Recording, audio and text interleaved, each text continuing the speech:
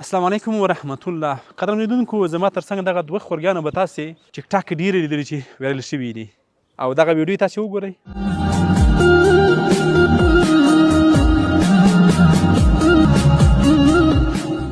ښه، تاسې ویډیو وکتله. دا په خوست ولایت کې دي. زما دغه خورګانې چې ګورئ ژمي کې خوست ولایت ته راځي او کله چې اوړی شي کابل ته ځي. اصل کې تاسې د کوم ځای یئ؟ د کابل یې. د خوست خو نه یې که نه؟ دغه سړک سر ته چې وتلي وي د څه په خاطر باندې وتلي وي؟ دا پلار مې صاحب تکلیف لري. مونږ ګاډۍ زه سپېلنی د کومه چې یو دوه روپۍ راوړه هغه مړۍ په والو کور ته یې راوړو. ښه، یعنې تاسې کور کې څه نه لرئ؟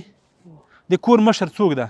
ستاسو د کور زه یم که نه کور مشر زه یم. کور مشر ته یې او پلار دی؟ پلار مې صاحب تکلیف لري، هغه مریض ده. ښه لیدونکو، تاسې دغه دواړه خورګانې به لیدلي وي. ټول هېوادوال یې دردولي وی، خفه کړي وی. د دوی دا د ژوند حالات دي. بیا هم یادونه کوم چې دوی د خوست نه دي، دوی اصل کې د کابل ولایت دي، د چهارسیاب ولسوالۍ دي. اوړي کې هملته وي او ژمي کې بیا خوست ته راځي. د دې ویډیو چې اخیستل شوې وه په خوست بازار کې اخیستل شوې وه.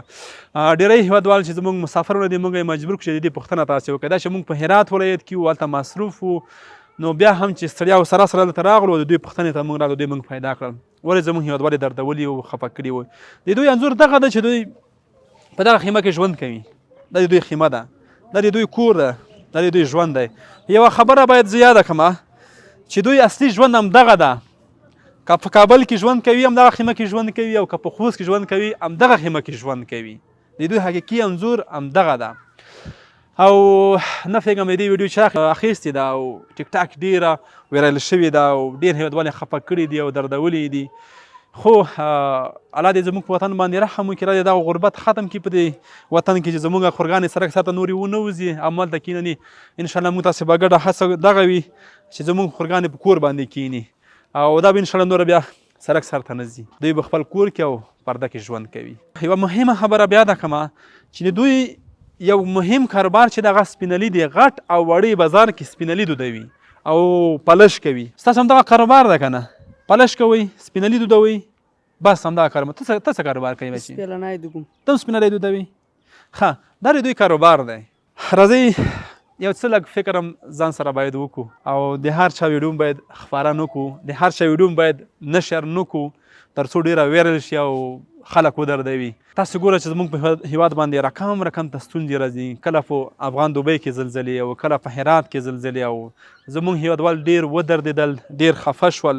د دغسې ځوانو نجونو ویډیوګانې مه خپروئ او مه یې زموږ هېوادوالو ته رسوئ چې هغه ودردېږي او خفه شي.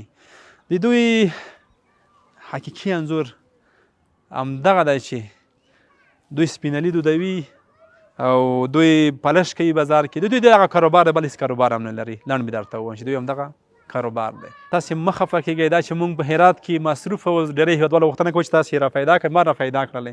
انشاءالله موږ چې کومه ستونزه وي ستاسو په مرسته باندې به حل کوو. او دا د دوی کور حقیقي انځور همدغه دی چې دوی په دغه خیمه کې ژوند کوي. زما دغه دواړو خورګانو ډېر هېوادوال ودردول او خفه یې کړل.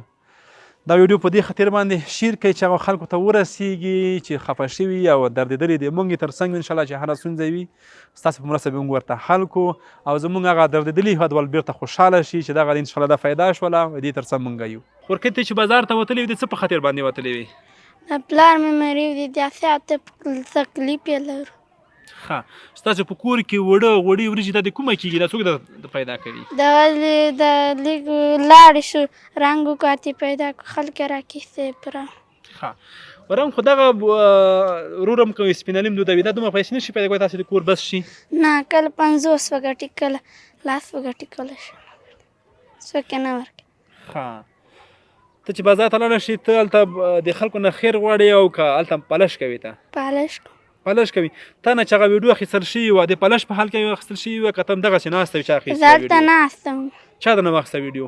خدای، زه نه وم خبر. ته ځان ته نه وې خبره؟ لیدونکو، زما خورکۍ خبره هم نه ده. یو چا ویډیو اخیستې او په ټیک ټاک کې ویرل شوې ده. دا د دوی حالاتو تاسو سره مشترک کړل، نو تاسو یو قضاوت چې ختمه غارب شي